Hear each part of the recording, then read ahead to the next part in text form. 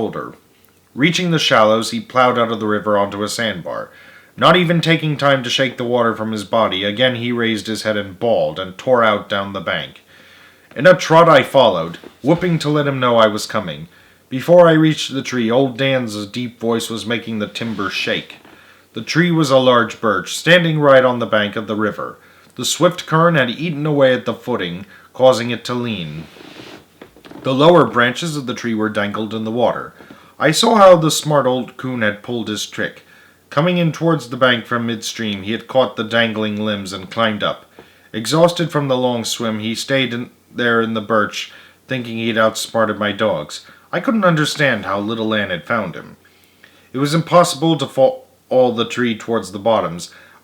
It was too much off balance. I did the next best thing. I cut a long elder switch. Unbuckling one of my suspenders, I tied it to the end and climbed the tree. The coon was sitting in a fork of a limb. Taking my switch, I whopped him a good one, and out he came. He sailed out over the river. With a loud splash, he hit the water and swam for the other side. My dogs jumped off the bank after him. They were no match against his expert swimming. On reaching the other bank, he ran downriver. Climbing down out of the tree, I picked up my axe and lantern and trotted down to another rifle and waded across. I could tell by the boy and my dogs they were close to the coon. He would have to climb a tree or be caught on the ground. All at once their voices stopped. I stood still and waited for them to bawl treed. Nothing happened. Thinking the coon had taken to the river again, I waited to give them time to reach the opposite bank. I waited and waited. I could hear nothing. By then I knew he had not crossed over. I thought perhaps they had caught him on the ground. I hurried on. I came to a point where a slough of crystal clear water ran into the river. On the other side was a bluff. I could hear one of my dogs over there. As I watched and waited, I heard a dog jump in the water. It was little Ann. She swam across and came up to me. Staying with me for just a second, she stopped in the slough and swam back to the other side. I could hear her sniffing and whining. I couldn't figure out where old Dan was. By squatting down and holding the lantern high over my head, I could dimly see the opposite bank.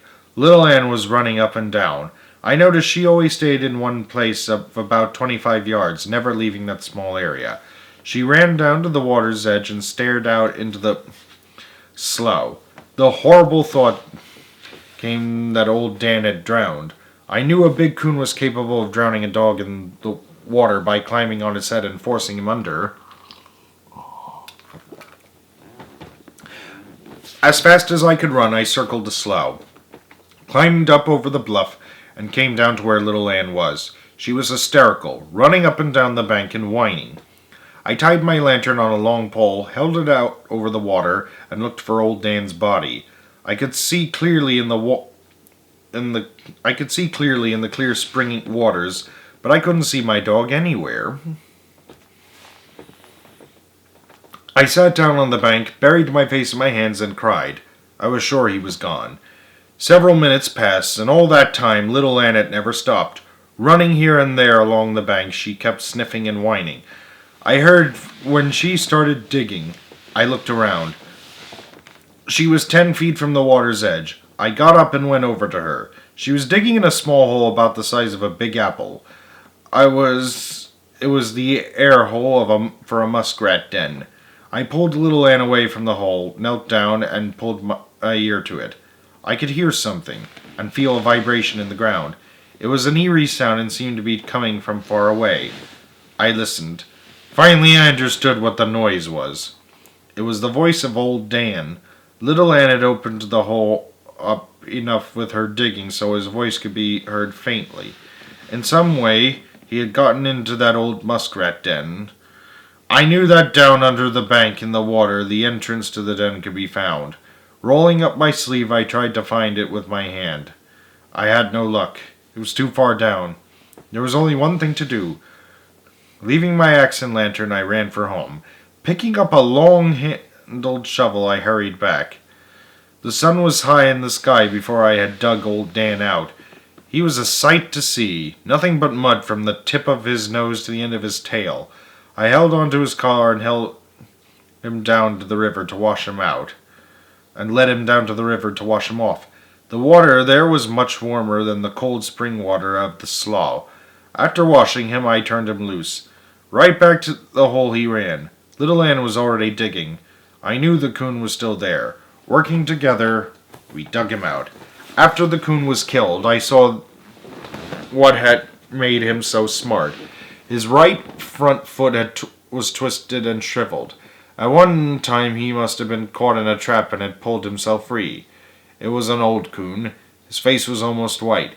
He was big and heavy and had beautiful fur. Tired, muddy, wet, and hungry, I started for home.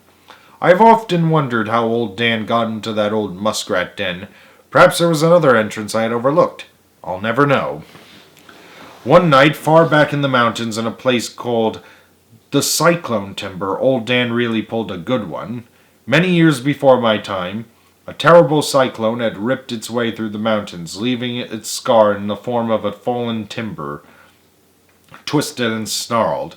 The path of the cyclone was several miles wide and several miles long. It was a wonderful place to hunt as it abounded with game.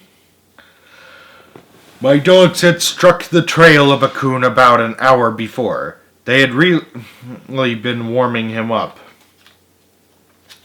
I knew it was about time for him to take up a tree, and sure enough I heard the deep voice of old Dan telling me the world of old Dan telling the world he had a coon up a tree.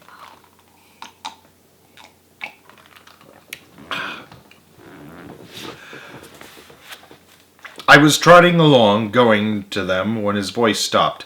I could hear little Ann, but not old Dan. I wondered why, and was a little scared, for I just knew something had happened. Then I heard his voice. It seemed louder than it had been before. I felt much better. When I came up to the tree, I thought little Ann had treed old Dan.